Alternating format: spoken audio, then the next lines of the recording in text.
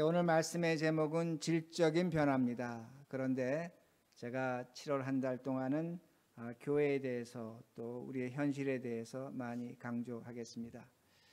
질적인 변화가 있어야 우리 교회의 미래가 있습니다. 또한 여러분 각자가 살아가시는데 변화가 필요합니다. 기독교 신앙의 변화가 얼마나 중요하다는 것을 오늘 한번 말씀을 통해서 들으시고 여러분이 변화되는 삶을 노력하시고 추구하시고 거기서 행복과 기쁨을 얻으시는 우리들이 되길 바랍니다. 여러분 2차 세계대전 때 독일이 패전 국가가 됐고 독일 국민들이 크게 절망을 합니다. 그때에 주링겐 몰트만이라는 그 젊은 신학자가 희망의 신학을 제창합니다. 절망에서 희망을 얘기하면서 독일 국민들이 다시 한번 그 신학자에 의해서 희망을 갖게 됩니다. 그런데 그가 이 교회에 대해서 많이 이야기를 하는데 선교에 대해서 이렇게 말합니다. 교회는 양적 선교와 질적 선교가 있다는 겁니다. 두 개의 선교가 있는데 양적 선교라는 것은 교회는 모든 사람들에게 언제든지 복음을 전해야 된다 그렇게 말합니다. 그리고 질적 선교라는 것이 있는데 질적 선교는 크리스찬들이 신자들이 자신의 삶을 통해서 하나님의 사랑과 하나님의 정의를 세상 사람들에게 나타내는 것이 그는 선교라고 그렇게 말합니다. 제가 신학교 때 공부할 때 저는 어떤 생각을 했냐면 내가 이 다음에 목사가 되면 목회자가 되면 양적 선교도 하고 질적 선교도 해야지 그런 생각을 했습니다. 근데 제가 사실 목회를 하면서 한 가지 깨달은 것은 우리 한국 교회는 양적 선교는 가능합니다. 너무나 익숙하고 잘하기 때문입니다. 그러나 질적 선교는 불가능하다는 것을 제가 알게 됐습니다. 왜냐하면 제가 좀 전에 말씀드린 것처럼 모든 사람에게 복음 전하는 것 우리 교회가 너무나 익숙한 것이기에 잘합니다. 그러나 내 삶을 통해서 내 모습을 통해서 내 주변 사람들에게 가까운 사람들에게 그리스도의 사랑과 그리스도의 어떤 정신을 나타낸다는 것은 정말로 어려운 일입니다. 이건 쉬운 일이 아닙니다. 왜냐하면 우리는 세상을 살아가면서 세상 사람과 거의 같은 모습으로 살아가기 때문입니다. 그러기 오늘날 세상은 이 사회는 교회를 거부합니다. 너희와 나의 차이점이 뭐냐 이겁니다. 너가 예수 믿는다고 하는데 신앙생활 한다고 하는데 그 차이점이 뭐냐 그걸 발견하지 못합니다. 그러다 보니까 교회가 사회적 위치가 떨어지는 것을 우리가 볼 수 있습니다. 그러기에 한국 교회는 질적 선교를 처음에는 했습니다. 그러나 90년대 2000년대 들어오면서 하지를 못합니다. 그 양적 선교를 했습니다. 근데 양적 선교를 하다가 이제 한국 사회에서 그 양적 선교가 되지 않으니까 해외로 나갔습니다. 선교를 했습니다. 해외 선교를 양적 선교를 했다는 겁니다. 무엇을 우리에게 가르쳐 주냐면 질적 선교하지 못한 결과로 오늘 한국 교회는 교인 수가 줄어가고 있고 또한 교회의 희망이 참 많이 사라진 것을 볼 수 있다는 겁니다. 우리가 양적 선교를 해야 됩니다. 모든 사람에게 복음을 전해야 됩니다. 그러나 질적 선교도 해야 된다는 겁니다. 제가 질적 선교라고 했을 때 여러분들이 복잡하게 생각하십니다. 그러나 한마디로 정리한다면 질적 선교는 우리가 질적으로 변하는 겁니다. 내가 달라지는 겁니다. 내가 변하면 된다는 말씀이 됩니다. 그런데 좀 전에 말씀드린 것처럼 내가 변한다는 것은 엄청난 도전입니다. 엄청난 고통입니다. 내가 변한다 쉬운 일 아닙니다. 제가 오래전에 어떤 목사님 그 설교를 들었는데 세상에 변하지 않는 것이 사람이라고 그렇게 설교하시는 걸 제가 들었습니다. 정말로 우리가 우리 자신을 돌아봐도 내가 변한다는 것, 내 마음이 변한다는 것, 내 생각이 변한다는 것, 내 행동이 변한다는 것은 쉬운 일이 아니라는 겁니다. 그런데 한 가지 분명한 것이 있습니다. 내가 질적으로 변하면 미래는 달라집니다. 우리 교회가 변하면 우리에게 새로운 미래가 있다는 겁니다. 변하지 않으면 현재를 지속할 수밖에 없습니다. 그러나 변한다면 새로운 세상이 찾아오는 것이고 새로운 우리는 삶을 살아갈 수 있다는 겁니다. 그러기에 성경은 우리에게 끊임없이 요구하는 것이 변화라고 요구하는 겁니다. 달라지라고 요구한다는 겁니다. 오늘 성경 본문은 우리에게 질적인 변화를 요구하고 있다는 겁니다. 그러게 11절 보시기 바랍니다. 11절 모든 일을 그의 뜻의 결정대로 일하신 이의 계획을 따라 우리가 예정을 입어 그 안에서 기업이 되었으니, 그 안에서 기업이 되었으니. 여러분 오늘 찬송하실 때 예수 안에서 찬송하셨습니다. 여러분 이 말씀 뭐냐면 에베소서 성부 하나님이 우리를 예정하셨다는 겁니다. 구원하기로 작정하셨다는 겁니다. 그 계획에 따라 그리스도 안에서 우리가 하나님의 백성, 하나님의 기업이 됐다고 말씀하고 있습니다. 여러분 우리가 지금 어딨냐? 머릿돌기에서 예배를 드린다, 맞습니다. 그러나 성경은 어떻게 가르쳐주고 있냐면 우리가 그리스도 안에 있다는 겁니다. 무엇으로? 예수를 믿음으로 그리스도 안에 있다고 그렇게 말씀합니다. 여러분 여기 굉장히 중요한 말씀이 있습니다. 그리스도 안에 있다는 것. 여러분 우리가 신앙 고백할 때 하늘에 계신 하나님을 믿습니다라고 고백합니다. 믿음이라는 건 믿음의 대상이 있고 믿는 사람이 있는 겁니다. 떨어져 있는 겁니다. 시간적으로 공간적으로 차이가 있는 겁니다. 하나님은 하늘에 계십니다. 우린 땅에 있습니다. 거리적인 차이가 있는 겁니다. 여러분 믿음이라는 것은 시간과 공간의 차이를 만들어냅니다. 나와 하나님이 다르다는 걸 알려줍니다. 그러나 성경은 오늘 우리에게 뭘 가르쳐 주냐면 우리가 예수 그리스도 안에 있다는 겁니다. 하나님 안에 있다고 분명히 가르쳐 줍니다. 시간과 거리의 차이가 없어졌다는 겁니다. 이게 성경의 말씀입니다. 너무나 중요한 말씀입니다. 오늘 하나님과 나가 거리가 있다? 내가 지난주에 뭘 잘못했고 내가 이런저런 일로 하나님과 내가 멀어진 것 같다? 그건 여러분의 착각입니다. 하나님은 우리를 그리스도 안에 두셨다는 겁니다. 그러기에 우리에게 요구되는 것이 뭐냐? 질적인 변화라는 겁니다. 하나님이 우리를 그리스도 안에 두셨기 때문에 우리가 살아야 되는 한 가지 신앙의 목표는 질적인 변화가 된다는 말씀입니다. 그러게 12절 말씀 보시기 바랍니다. 뭘 바라는가? 어떻게 변해야 되는가? 이는 우리가 그리스도 안에서 전부터 바라던 그의 영광이 찬송이 되게 하려 하십니다. 이 말씀은 어떤 의미가 되냐면 하나님이 우리를 하나님을 찬송하는 사람으로 변화시키는 것을 원하신다는 겁니다. 우리가 변해야 된다는 겁니다. 질적으로 달라져야 된다는 말씀이 됩니다. 여기서 영광의 찬송이 있는데 이 영광의 찬송은 우리가 교회에서 하나님을 찬송하는 것 뭐 그런 뜻은 아닙니다. 저 영광의 찬송은 뭐냐면 우리의 삶을 통해서 예수 그리스도가 나타나는 겁니다. 우리의 모습을 통해서 하나님의 사랑과 하나님의 정의가 나타나는 겁니다. 그것이 영광의 찬송입니다. 그것을 하나님께서 원하신다는 겁니다. 우리가 그렇게 살려면 우리가 변해야 된다는 겁니다. 달라져야 된다고 그렇게 말씀합니다. 그러면 오늘날 왜 이런 설교를 우리가 들어야 되고 하나님께서 왜 이렇게 말씀하시는가 합니다. 여러분 신앙생활 오래 하신 분은 기억하시겠지만 60년대에는 70년대 초반도 그랬습니다. 목회자가 가난했습니다. 목사님도 청빈했습니다. 그들이 많은 공부도 했습니다. 그 당시에 다 대학 나온 분들입니다. 그런데 그들의 삶은 가난하고 어려웠습니다. 그들이 갖고 있는 윤리의식과 도덕의식은 고상했습니다. 그러게 교인들이 교회에 와서 그 목사의 청빈의식, 고상한 그 삶의 모습을 보고 교인들이 그렇게 살았습니다. 그리고 그들이 세상에 나가서 당시 세상 사람들과 다르게 살았습니다. 윤리적으로 도덕적으로 다르게 살았습니다. 그럴 때 세상에 많은 사람들이 그것을 보고 교회에 출석했습니다. 왜? 그들의 삶을 통해서 예수의 모습이 나타나니까. 그러기에 교회가 부흥성장했다는 말씀이 됩니다. 그리고 그 당시에 60년대 70년대 정치적으로 상당히 혼란스러웠습니다. 그때 교인들은 크리스찬들은 신앙 양심이 있었습니다. 하나님의 말씀에 따라 그 한국의 초기 민주주의를 세우는데 결정적 역할을 했습니다. 여러분 오늘 찬양대가 찬양했습니다. 교회가 음악을 한국 문화를 탄생시킨 곳 중에 하나입니다. 교회를 통해서 음악이 나왔습니다. 교회를 통해서 문학이 나왔고 학교가 나왔고 교육이 나왔습니다. 그러기에 당시에 그 어려울 때 힘들 때 교회는 세상에 대해서 그리스도를 나타냈다는 겁니다. 교회가 영광의 찬송이었다는 겁니다. 신자들이 영광의 찬송이었다는 겁니다. 그때는 교회가 성장을 했다는 말씀이 됩니다. 그런데 지금은 어떻게 됐는가 합니다. 불과 5, 60년도 되지 않아서 교회가 어떻게 됐는가 합니다. 지금은 한국 사회가 교회를 거부합니다. 왜 그런가 합니다. 여러분 우리 가난할 때 전 기억납니다. 가만히 짜고 거기 앉아서 예배드렸습니다. 신발은 들고 들어갔습니다.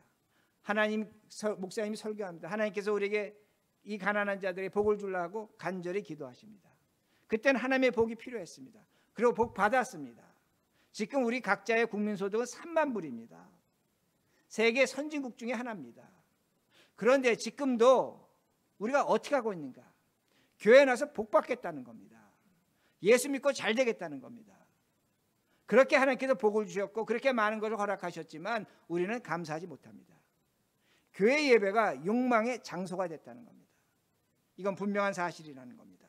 탐욕의 장소가 됐다는 겁니다. 교회는 초기에 독재 정치에 반대했습니다. 그런데 오늘 어떻게 됐습니까? 세상에서 가장 많이 비난 듣는 것 중에 하나가 목사가 교회에서 독재한다는 겁니다. 하나님의 뜻이라고 말합니다. 여러분, 오늘날 교회가, 큰 교회가, 죄송한 표현이지만 아버지가 아들에게 교회를 상속합니다. 재벌이 재산 상속 아들에게 하는 건 반대합니다. 근데 교회가 그렇게 상속하면서 뭐라고 얘기합니까? 하나님의 뜻이라고 합니다. 하나님이 원하신다고 합니다. 세상이 뭐라고 얘기하면 도대체 하나님의 뜻은 뭐냐입니다. 우리 마음대로 하는 것이 하나님의 뜻이냐고 세상이 그렇게 질문하고 있다는 말씀입니다. 오늘날 교회의 범죄가 얼마나 심합니까? 부끄러운 얘기지만 목회자의 범죄, 교인들의 범죄 심합니다. 과거에는 고상한 윤리와 도덕의식을 가졌고 교회 다닌다 하면 존중해 주었습니다. 인정해 주었습니다. 그러나 오늘날 교회 다닌다고 하면 한 수 아래로 봅니다. 무엇 때문에 교회 다니냐? 오늘날 우리가 이런 모습이 있다는 겁니다. 그러기에 우리가 영광의 찬송이 되는가? 찬송이 되지 않습니다. 그러다 보니까 결과는 뭐냐입니다. 교회에 미래가 없는 겁니다. 교인들은 줄어가고 있다는 말씀입니다. 하나님과의 관계가 파손되면서 세상과 우리의 관계가 파손됐다는 겁니다. 하나님을 찬양하지 않는 모습이 있다는 겁니다. 제가 다른 하나의 예를 드리겠습니다. 여러분, 1995년에서 2005년 10년 동안 개신교는 1.4%가 줄었습니다. 14만 명이 줄었습니다. 그때 한국교회가 큰 충격을 받았습니다. 그런데 그때에 같은 1995년에서 2005년까지 로만 캐톨릭 교회는 219만 명이 늘었습니다. 74%가 증가했다고 말합니다. 그러게 당시에 인구학자들은 어떻게 얘기를 했냐면 2005년에 뭐라고 예측을 했냐면 2020년이 되면 앞으로 15년이 지나면 로만 캐톨릭의 신도 숫자가 개신교를 능가할 것이라고 그렇게 예언을 했다는 겁니다. 예측을 했다는 겁니다. 그러면 1995년에서 2005년까지 캐톨릭이 왜 그렇게 급성장했는가? 무엇 때문에 했는가? 그들이 전도를 했는가? 선교를 했는가? 여러분, 캐톨릭에서 신앙생활 해보신 분들 알지만 개신교처럼 전도 선교 안 합니다. 한 사람 때문입니다. 누구? 김수환 추기경 때문에. 김수환 추기경 때문에 그 당시에 캐톨릭이 그렇게 성장했다는 말씀입니다. 그는 하나님 말씀에 따라 말과 행동이 일치하려고 노력한 사람입니다.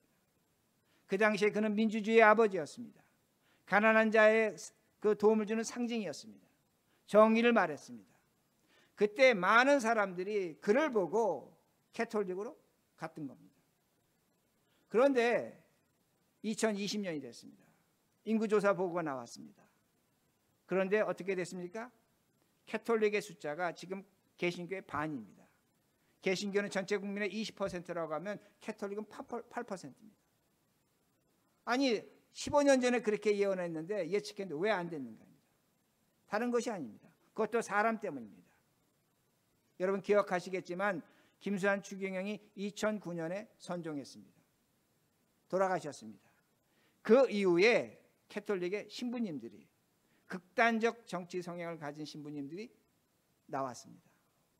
그들이 세상에 대해서 세상의 사람들에 대해서 인정받지 못했습니다.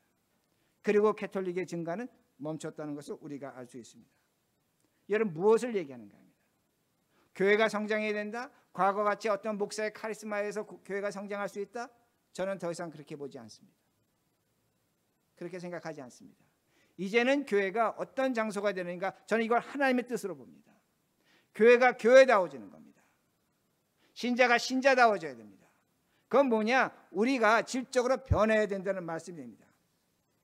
우리의 삶을 통해서 고상함이 나타나야 됩니다. 우리의 삶을 통해서 하나님 찬송하는 모습이 나타나야 됩니다. 그럴 때에 우리 후손들이, 우리 자손들이 우리를 통해서 신앙생활하게 되는 겁니다. 이 교회가 세상 사람들의 구원의 안식처가 될 수 있다는 겁니다. 우리가 질적으로 달라져야 되는 겁니다. 세상 보고 달라질 것이 아니라 우리가 달라져야 된다는 말씀입니다. 그래야만 오늘 우리가 예배 중에 찬송을 했는데 그 찬송이 하나님이 받으실 만한 찬송이 되는 겁니다. 그러기에 영광의 찬송이 되어야 된다는 말씀입니다. 두 번째는 13절입니다. 13절. 그 안에서 너희도 진리의 말씀 곧 너희의 구원의 복음을 듣고 그 안에서 또한 믿어 약속의 성령으로 인치심을 받았으니. 이 에베소서가 좀 어려운 것 중에 하나가 의미적으로 해석을 많이 해야 됩니다. 자, 그런데 이 말씀 뭐냐면 성부 하나님에 의해서 우리가 하나님의 말씀을 듣고 그 예수를 믿어서 성령의 인치심을 받았다는 겁니다. 다시 말씀드립니다. 우리가 성부 하나님의 예수 그리스도의 말씀을 듣고 그 안에서 믿어 성령의 인치심을 받았다고 말씀합니다.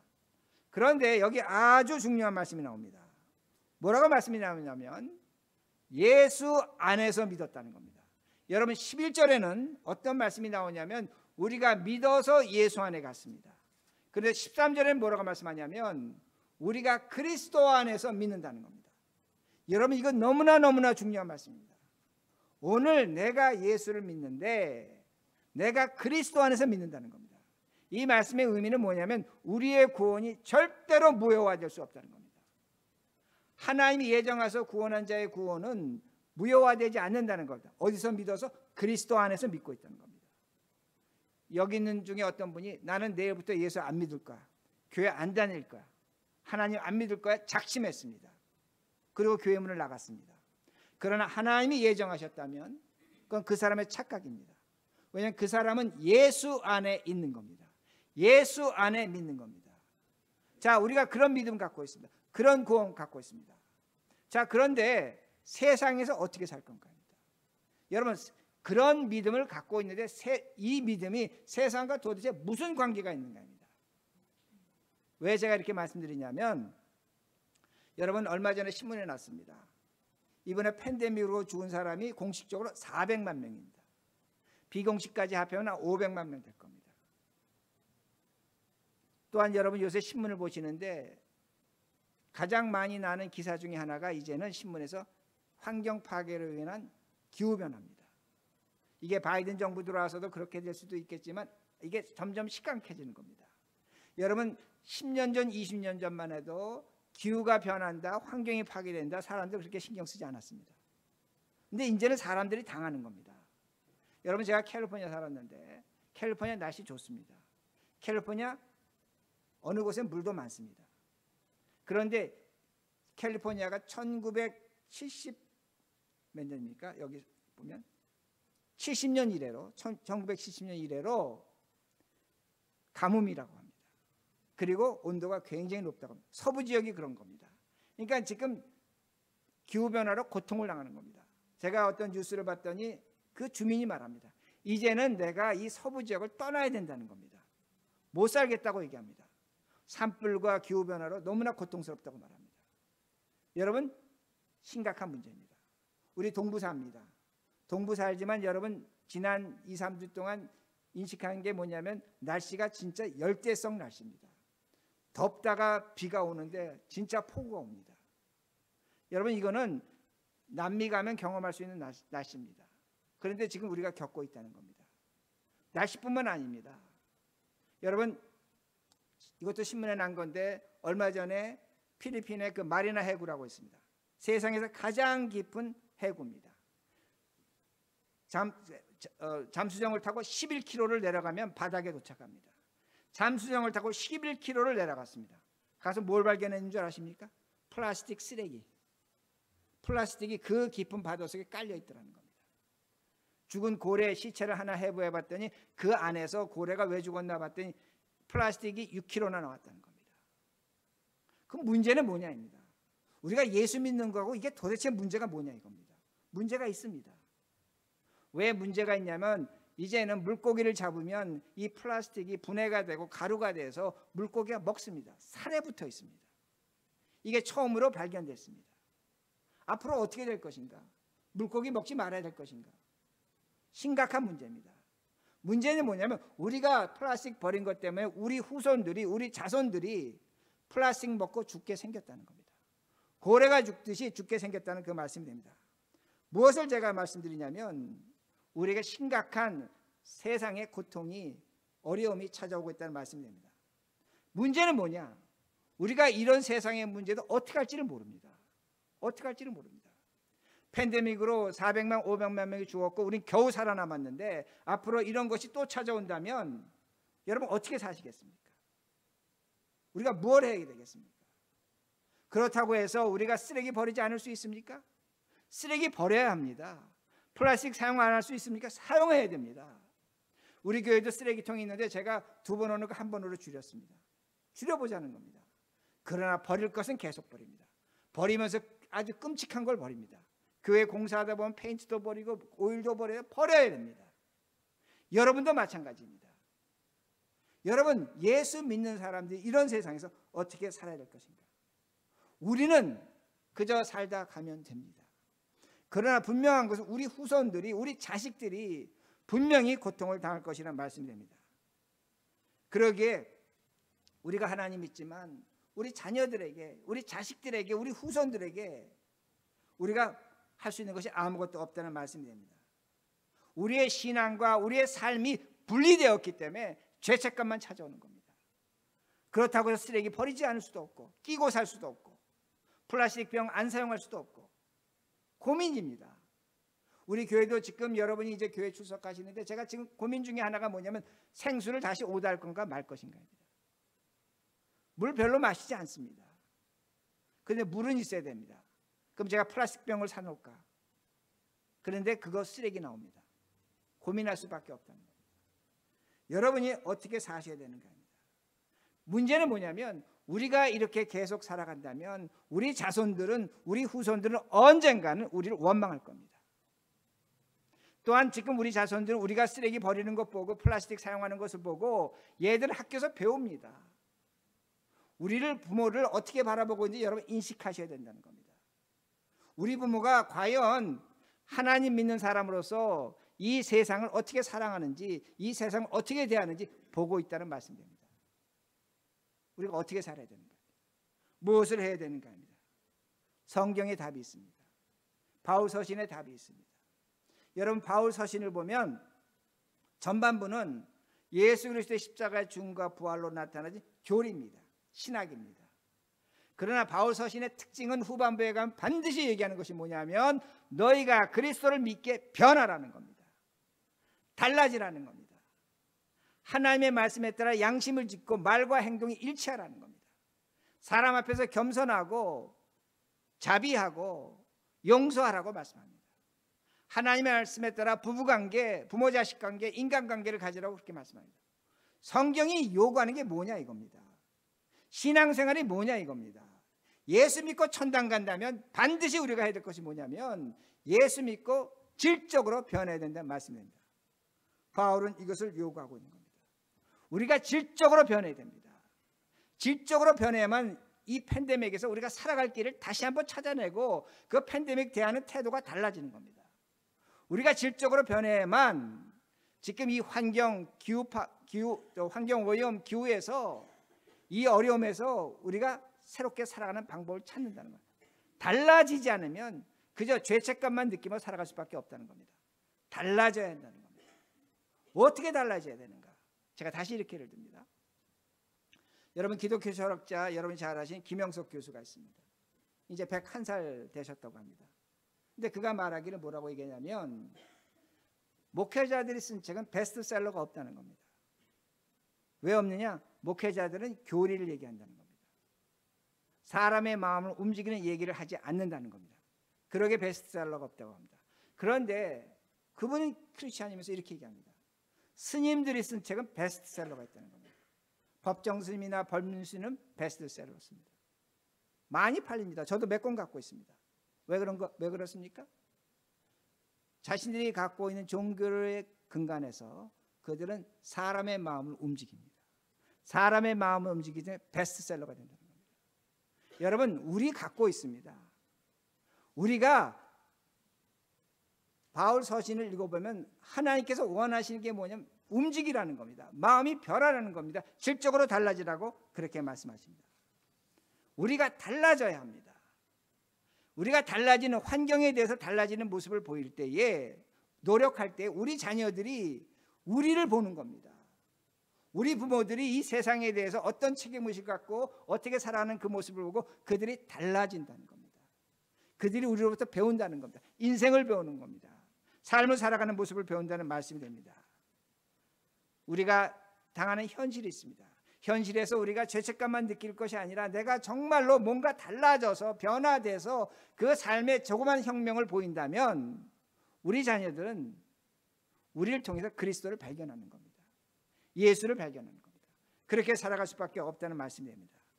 그러기에 세상이 변하고 있습니다. 이렇게 변하는 세상 속에서 우리가 달라짐을 선택할 때 우리의 후손들에게 부끄럽지 않은 조상이 되는 겁니다. 그들이 우리를 원망하지 않게 되는 겁니다. 우리를 통해서 그리스도를 발견한다는 말씀이 됩니다. 다시 한번 14절입니다. 이는 우리의 기업의 보증이 되사 그 얻으신 것을 속량하시고 그의 영광을 찬송하게 하려 하십니다. 이 말씀에 보면 성령이 하나도 나오지 않습니다. 이 말씀은 어떤 의미가 되냐면 우리가 예수를 믿어 성령을 보증받는다는 겁니다. 보증받는다는 겁니다. 그리고 우리가 그 영광을 찬송하게 한다고 그렇게 말씀하시는 겁니다. 성령이 우리와 함께 하신다는 겁니다. 그러기에 기업이 보증이 되사 이 말씀이 있는데 다른 성경을 보면 성령이 우리의 보증이 되사 우리를 하나님 찬송하게 한다고 그렇게 번역을 했습니다. 무슨 말씀이냐면 성령이 우리와 함께 하신다는 말씀이 됩니다. 그럼 성령이 우리와 함께 하시면 어떤 일이 일어나는가입니다.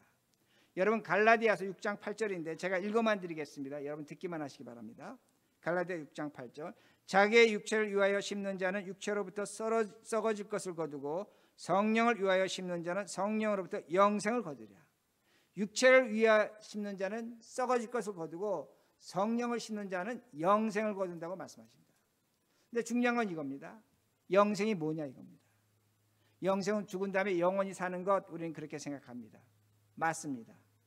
그러나 성경적 영생의 의미는 우리의 생명이 계속된다는 의미가 있습니다. 지금 우리가 생명을 갖고 있는데 이 생명이 계속된다는 겁니다. 그러게 사람이 죽으면 우리는 죽었다고 하지만 예수님 뭐라고 하십니까? 잠잔다고 하시는 겁니다. 그러니까 예수 그리스도로 성령이 함께하는 자는 죽은 자가 아니라는 겁니다. 살아있다는 겁니다. 여러분 2021년에 여러분이 각자가 나이가 있지만 저도 나이가 있지만 하나님 입장에서 보면 영생하는 존재입니다. 영생하는 존재입니다. 죽음과 관계없는 존재라는 겁니다. 그러기에 우리가 중요한 건 이겁니다. 우리가 영생을 이해하면 우리 삶에 책임을 집니다. 이게 하나님이 말씀하시는 겁니다. 우리가 내가 지금 죽음과 관계없는 삶을 살아간다면 내가 지금 살아가는 삶을 나는 하나님 앞에서 새롭게 살아갈 의지가 생긴다는 겁니다. 노력이 생긴다는 그 말씀입니다. 그러기에 영생이 무엇인가입니다. 여러분 예수님도 영생을 말씀하십니다. 그런데 어떻게 말씀하시냐면 누가복음 10장에 보면 어떤 율법사가 찾아와서 예수님에게 이렇게 묻습니다. 예수님, 제가 영생을 얻으려면 무엇을 해야 됩니까? 성령이 함께해서 영생을 얻으려면 무엇을 해야 됩니까? 라고 그렇게 질문합니다. 그래서 예수님께 이렇게 말씀하십니다. 율법사에게 넌 율법사니까 성경을 잘 알겠구나. 그럼 율법에 뭐라고 쓰여 있더냐? 라고 하니까 그 율법사가 하나님을 사랑하고 이웃을 사랑하라고 합니다. 그러자 예수님께서 그래 맞다. 가서 하나님 사랑하고 이웃 사랑하라. 그러면 영생을 얻을 것이다. 그렇게 말씀하십니다. 그런데 예수님이 좀 짓궂습니다. 저는 짓궂다고 보시는데 예수님이 그 다음에 하나 예화를 드십니다. 근데 우리는 이 예화를 어떻게 이해하냐면 우리가 이웃을 사랑해야 되는구나 이렇게 생각하는데 저는 그렇게 해석하지 않습니다. 선한 사마리아인의 이 얘기를 하십니다. 어떤 사람이 길을 가다 강도를 만나서 피를 흘려서 쓰러져 있는데 제사장이 지나갔는데 그냥 지나갔다. 레인이 지나갔는데 그냥 지나갔다. 중요한 건 이겁니다. 제사장과 레인은 율법사는 유대인입니다. 그런데 사마리아인이 지나가다가 그 사람을 치료해주고 그 사람이 돈을 더 내서 주막까지 끌고 가서 그 사람을 다 치료해줬다. 그렇게 말씀하십니다. 그러면 예수님께서 그 율법사 유대인에게 이렇게 질문하십니다. 이 강도 만난 자의 이웃이 누구냐라고 질문합니다. 그럼 뭐라고 대답해야 됩니까? 예수님께 사마리아 사람이라고 했으니까 이 사람 사마리아 사람이라고 대답해야 됩니다. 그런데 입에다가 유대인이 사마리아 사람이라고 올리는 것이 불경하게 느끼니까 그들을 저주하고 미워하니까 자비를 베푼 자입니다. 그렇게 대답을 합니다. 그러니까 예수님께서 뭐라고 말씀하시면 그래 너도 가서 자비를 베풀어라 그렇게 말씀하십니다. 여기에 깊은 뜻이 있습니다. 무슨 뜻이 있습니까? 유대인, 제사장, 레위인, 율법사는 사랑할 수 있는 사람은 사랑합니다. 그러나 사랑할 수 없는 사람은 사랑하지 않는다는 겁니다. 율법적으로 그들은 사랑하는 사람이 있습니다. 같은 유대인 사랑했을 겁니다. 자비를 베풀었을 겁니다. 도와줬을 것입니다. 근데 예수님께서 말씀하신 게 뭐냐면 그럼에도 불구하고 너는 사랑할 사람을 사랑하지 않는다는 겁니다. 뭐가 없다는 겁니까? 그러면 영생이 없다는 걸 암시하시는 겁니다. 여러분 오늘날 교회가 사랑을 강조합니다. 그러나 저는 여러분에게 요구합니다. 여러분의 사랑도 변하셔야 합니다. 교회는 사랑을 금과 옥조로 생각하는데 크리스찬들은 여러분의 사랑도 변하셔야 된다는 겁니다. 왜 변해야 되는가? 오늘날 우리는 교회는 가난하고 불쌍한 사람 돕습니다. 제3세계 선교하고 물건 보냅니다. 분명히 사랑하고 있습니다. 근데 무서운 건지 뭔 줄 아십니까? 세상 사람들은 우리에게 너희들 당연히 할 것을 했다고 얘기합니다. 우리가 사랑한 것에 대해서 세상 사람 칭찬하지 않습니다. 왜 그럴까요? 왜 세상이 그렇게 바라볼까요? 세상은 우리가 모르는 걸 알고 있습니다. 무엇을 알고 있는 줄 아십니까? 우리는 예수 믿는 자들은 사랑할 수 없는 것은 사랑하지 않는다는 겁니다. 그걸 세상은 알고 있습니다. 그러기에 세상은 우리의 사랑을 조롱하고 있습니다. 오늘 여러분에게도 강도 만난 자가 있습니다. 사랑할 수 없는 사람이 있다는 겁니다. 그 사람을 사랑하고 있는가 깊이 생각해 보셔야 됩니다. 그 사람이 어디 있는가입니다. 멀리 있습니까? 아닙니다. 우리가 사랑할 수 없는 사람은 어디 있냐? 내 옆에 있습니다. 가까이에 있습니다. 그 사람은 건강할 수도 있고 부자일 수도 있고 세상의 모든 것을 가질 수도 있습니다. 그러나 내가 사랑하지 못하고 있다는 겁니다. 우리는 사랑할 수 있는 것만 사랑합니다. 예수님 말씀하십니다. 너희가 사랑할 수 있는 것만 사랑한다면 영생은 없다는 겁니다. 너희가 정말로 영생을 얻으려면 네가 이 시간에 살아있는 존재로서 2021년이 죽음의 시간이 아니라 생명의 시간이라는 것을 정말로 얻기를 원한다면 사랑할 수 없는 것을 사랑하라고 말씀하시는 겁니다. 그러기에 이제는 우리의 사랑도 변해야 된다는 말씀입니다. 모든 것이 변해야 됩니다. 여러분 중에 어떤 분은 이렇게 말씀하실 것입니다. 나는 불행합니다. 나는 억울합니다. 정말입니까? 그렇게 불행하고 억울하십니까? 아닙니다. 생각입니다. 생각만 바꿔보시기 바랍니다.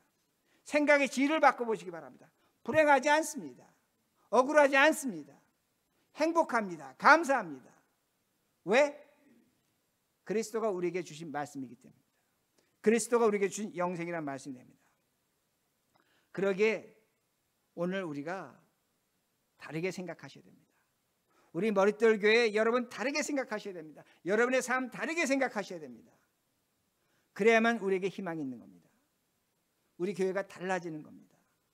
이건 제가 목회하면서 적은 목회지만 깨달은 겁니다.